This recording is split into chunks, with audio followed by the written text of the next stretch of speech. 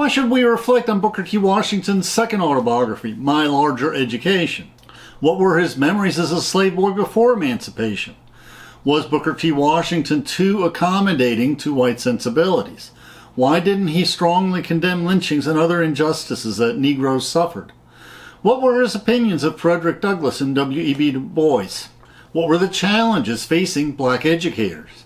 Please, we welcome interesting questions in the comments. Let us learn and reflect together.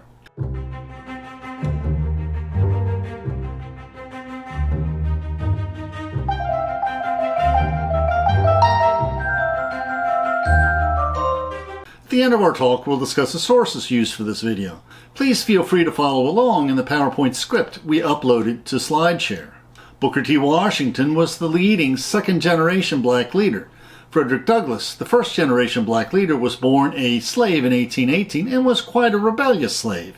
He escaped from slavery in the 1830s, becoming a renowned abolitionist, orator, best-selling author, and civil rights activist. Booker T. Washington was born a slave in 1856 and was emancipated at the end of the Civil War. After earning a college degree, he founded the Tuskegee Institute in Alabama, raising money and support from leading white businessmen and philanthropists for black colleges. W.E.B. Du Bois, the third-generation black leader, was born free in Massachusetts in 1868, shortly after the Civil War, but chose to attend college in the Deep South. He was a sociology professor, studying and writing about the status of blacks, and was co-founder of the NAACP, becoming the first editor of that organization's Crisis magazine, gaining national recognition to the civil rights movement. We review the lives of these three generations of black leaders, plus a history of slavery and slave revolts preceding the abolitionist movement of the 1830s. Like Frederick Douglass, Booker T. Washington was born a field slave. His family lived in a one-room cabin, everyone sleeping on the floor. He was born in a plantation in southwest Virginia. His family was not broken up, as were many families in Frederick Douglass's autobiography. No one knew who their white fathers were. Unending toil, dawn to dusk, was their life, the life of a slave, until his family was emancipated at the end of the Civil War. These were the main life events of Booker T. Washington. 1856, he was born into slavery. Before he was a teenager, he was emancipated at the end of the Civil War. And about a decade later, he graduated from Hampton University. A few years later, the Reconstruction era ends and the Jim Crow Redemption era begins, where we see the rise of the KKK. And just a few years after that, he founded the Tuskegee Institute in Macon County, Alabama, raising funds from leading white businessmen and philanthropists, later including Andrew Carnegie. In 1895, Booker T. Washington organizes the Atlanta Exposition. Giving a famous speech, this was the first time a black man had organized and spoken at a national business conference. How does Booker T. Washington begin his second autobiography? It has been my fortune to be associated with the problem, a hard, perplexing, but important problem. I looked upon this fact as a great misfortune. It seemed to me a great hardship that I was born poor, and it seemed an even greater hardship that I should have been born a Negro. But he continues, paradoxical as it may seem, the difficulties that the Negro has met since emancipation have, in my opinion, not always, but on the whole, helped him more than they have hindered him. And this reminds us of Horatio Alger. Pull yourself up by your bootstraps and work really, really hard. And Booker continues, experience has taught me, in fact, that no man should be pitied because every day in his life he faces a hard, stubborn problem, but rather that it is the man who has no problem to solve and no hardships to face who is to be pitied. Now, where Booker T. Washington sees lemonade, W.E.B. Du Bois smells lemons. He has a very different view of what it means to be black in America. W.E.B. Du Bois coined the term double consciousness that has been used by American sociologists ever since. It is a peculiar sensation, this double consciousness of blacks, this sense of always looking at oneself through the eyes of others, of measuring one's soul by the type of a world it looks upon in amused contempt and pity. One never feels his two-ness. One American, another a Negro, two souls, two thoughts, two unreconciled strivings, two warring ideals in one dark body, whose dogged strength alone keeps it from being torn asunder. Both Frederick Douglass and Booker T. Washington describe what it was like growing up as a slave. Their experiences under slavery were similar, but their perspectives differed greatly. Frederick Douglass describes how the slave children were fed their meager ration of mush, which was coarse cornmeal, It was put into a large wooden tray or trough and set upon the ground. The children were called like so many pigs who would come and devour the mush. And the child that ate the fastest got the mostest, and he who was the strongest got the best placed, and few left the trough satisfied. Somehow Booker T. Washington spins his experience as a slave boy as something he remembers with fondness. He tells how his mother had to get up so early to work in the fields that he was on his own to find breakfast. But Booker fondly remembers. In those days it was the custom of the plantation to boil the Indian corn that was fed to the cows and pigs. At times, when I had failed to get any other breakfast, I used to go to the places where the cows and pigs were fed and made my breakfast off this boiled corn, or else go to the place where they were boiling the corn to feed to the barnyard animals. Booker says that though some may feel that this was a pretty bad way to get one's food, he remembers how delicious hard-boiled corn was, and today he smiles and says, "I never pass a pot of boiled corn without yielding to the temptation to eat a few grains." Now, Booker was not an Uncle Tom's Cabin slave. He was a happy slave. And Booker T. Washington was born 4 decades after Frederick Douglass. They did meet several times. Perhaps they corresponded. And the Tuskegee Institute was honored to invite Frederick Douglass to be the main speaker at commencement and other occasions. He offers a mild criticism. He stated that the long and bitter political struggle in which he had engaged against slavery had not prepared Douglass to take up the equally difficult task of fitting the Negro for the opportunities and responsibilities of freedom. But then Frederick Douglass was an orator, author, and activist. He was not an educator. But W.E.B. Du Bois was more of a contrarian than even Frederick Douglass, and he was quite critical publicly of how Booker T. Washington soft-pedaled civil rights issues. Perhaps he was too personal in his criticisms. Booker T. Washington was more diplomatic, in part of his fundraising responsibilities for Tuskegee, which meant that he was hostage to white opinion. He feared that if his comments were too controversial, that this would dry up his funding dramatically. But being accommodating, trying to be conciliatory rather than confrontational, was part of his personality.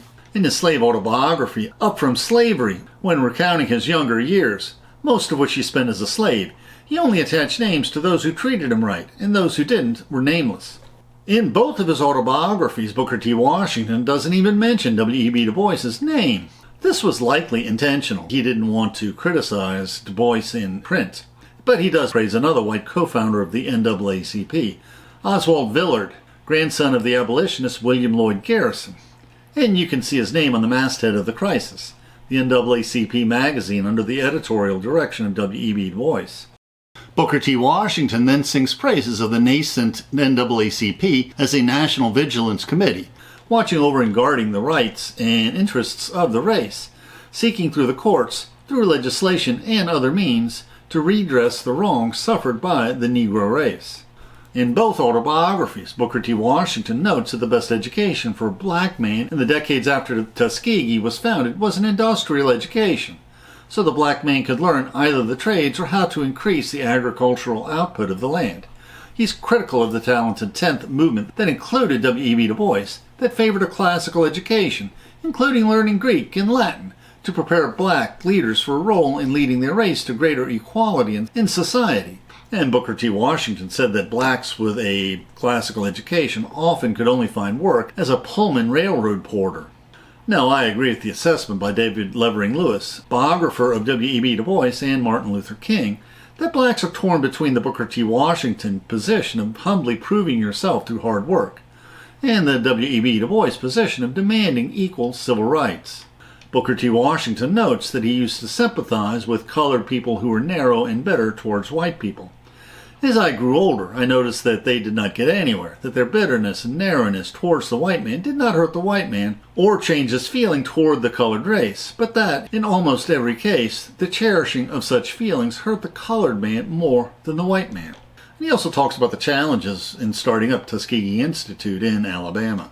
When they were emancipated, blacks were ignorant, illiterate, and destitute. The Freedmen Bureau assisted the blacks in gaining an education and gainful employment, as well as establishing hospitals and registering blacks to vote.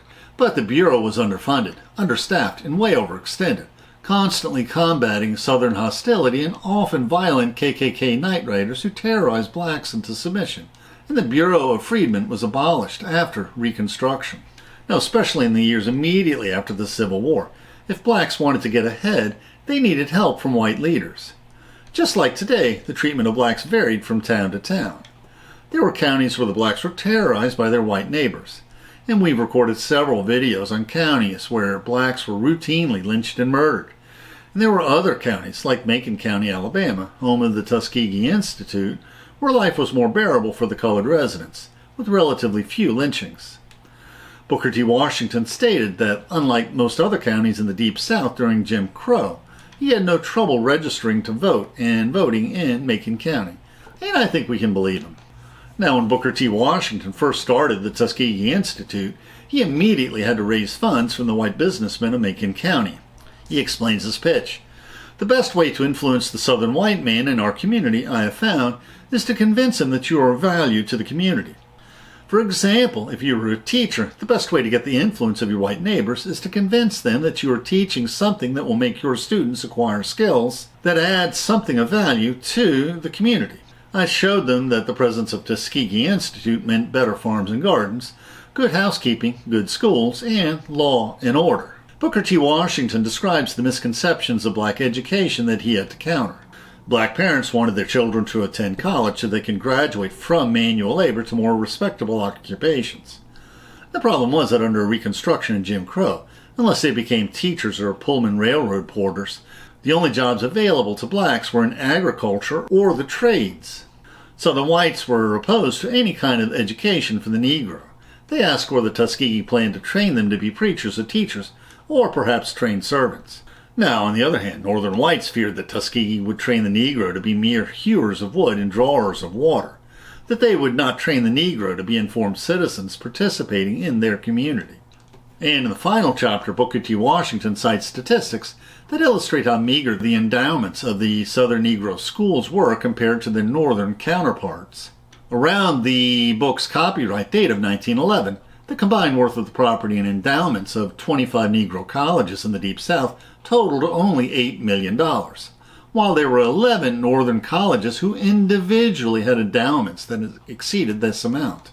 And you can see in the slide here, the endowment fund at Tuskegee Institute at the time of his death was over $1.5 million. Booker T. Washington explained in his first autobiography how Negro colleges were compelled to teach the most fundamental life skills to freedmen who had been recently emancipated. Most former slaves had never slept in a bed before. Most had never known what it was like to brush their teeth. Most former slaves, particularly field slaves on the plantations, were totally ignorant of table manners, because they literally had never eaten a meal at a table their whole lives. Now, the low level of education and inadequate literacy of the ordinary black population continued to pose challenges. Many Negro colleges were compelled to offer classes that were at the elementary school level, often taught by teachers who themselves were very poorly educated. There were no standards in place as to what constituted a proper education. Schools were not accredited in those days. Booker T. Washington laments, in many cases, the diploma that the Negro student carries home with him at the conclusion of his courses is nothing less than a gold brick. It has made him believe that he has gotten an education, when he actually never had an opportunity to even find out what an education is. In his prior autobiography, Up From Slavery, Booker T. Washington includes some obligatory paragraphs where he briefly condemns lynching and supports black suffrage. And in My Further Education, his references to lynching are just about as sparse. He mentions that there was one lynching in Marshall County, Alabama since the Civil War, but then immediately extols how many successful black professionals had white businessmen friends who helped them on their road to success. And there's also a harsher paragraph that describes how a large portion of the black population in some counties in Mississippi were driven out by white capping organizations, which is another word for lynching parties, but that there were other parts of Mississippi where blacks were treated as well as in any other part of the country. Indeed, both the black journalists Ida B. Wells and W.E.B. Du Bois publicly called out Booker T. Washington for his failure to strongly condemn lynching, which was running rampant in the Deep South and also the Midwest. And Booker T. Washington and Theodore Roosevelt often consulted about civil rights issues. And Booker T. Washington was impressed by the frankness of President Theodore Roosevelt. He says that I have often been amazed at the absolute directness and candor of his speech. He does not seem to know how to hide anything. In fact, he seems to think aloud. What people describe as impulsiveness in him is nothing else but quickness of thought. Now these were the days of the muckraking journalists, whom Theodore Roosevelt depended on to raise awareness of reform issues he wished to confront. Booker T. Washington observed that Roosevelt kept in personal touch with the brightest newspaper men and magazine writers of the country. Often he was surrounded by a dozen reporters. He would talk to them frankly and freely about government matters, and his plans and policies. And he noticed that Andrew Carnegie shared his conviviality with reporters. And you can see in the picture here, Theodore Roosevelt also spoke at Tuskegee Institute. Soon after he became president, Theodore Roosevelt casually invited Booker T. Washington to dinner at the White House. Both were stunned by the violent reactions to this simple dinner invitation by the rabid Deep South segregationist press, who were aghast that a black man would be permitted to dine with the president's family, including his wife and children. Heaven forbid. Booker T. Washington was perplexed by the controversy this presidential dinner stirred up, as he remembers. On previous occasions, I had taken tea with Queen Victoria at Windsor Castle. I had dined with the governors of nearly every state in the North. I had dined with President McKinley in Chicago, and I had dined with ex-President Harrison in Paris, and with many other prominent public men. Deep South segregationists would never forget that Roosevelt once hosted a black man at a presidential dinner. Booker T. Washington was later puzzled why an ordinary Southern white man once called him the greatest man in the country. When he objected, pointing out that President Roosevelt was the greatest man in the country, the white man replied that he used to think that Roosevelt was a great man until he ate dinner with you. That settled him for me. Now, the minor civil rights gestures of the Roosevelt administration were overshadowed by the tragic Brownsville affair. The Army foolishly transferred a battalion of black Buffalo soldiers from Nebraska to the Deep South segregationist town of Brownsville, Texas. The residents did not want these soldiers in their town. After many racial incidents, one or more of the soldiers lost their temper.